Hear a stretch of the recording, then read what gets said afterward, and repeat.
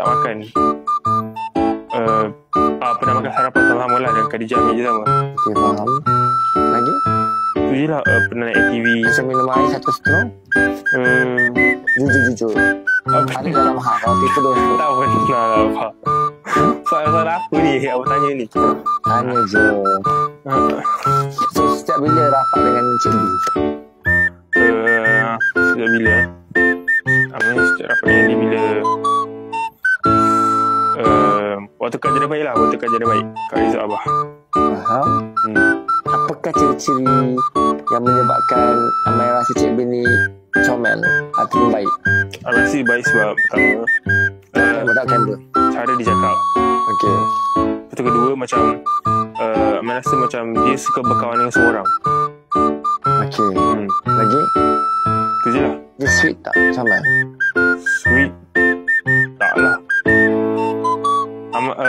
Itu Amaya dengan dia, dengan Alisa Dezek, dengan Amaya dengan dia kan, dengan dengan kawan dia lagi satu.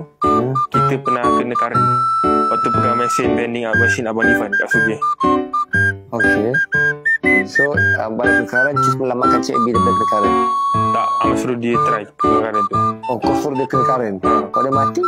Dia tak mati. Amai dah kena 2 kali dah. Amai tak mati-mati. Kalau dia nak mati? Macam ni, kalau dia mati Amai yang kerja macam ni tau. You die, I die. Tak ada satu Abah. Islam tak galakkan kita macam tu Abah. Oh, Islam galakkan kan? Ni di wish birthday party. Di wish birthday party. Tunjuk aku Pak.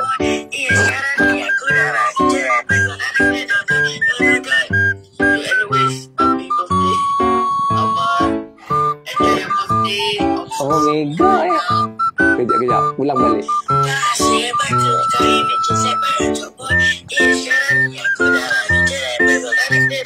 Jangan Abah, nanti marah Abah. Sweetnya Amai yang kena balas macam ni. Jangan Abah. Abah break out.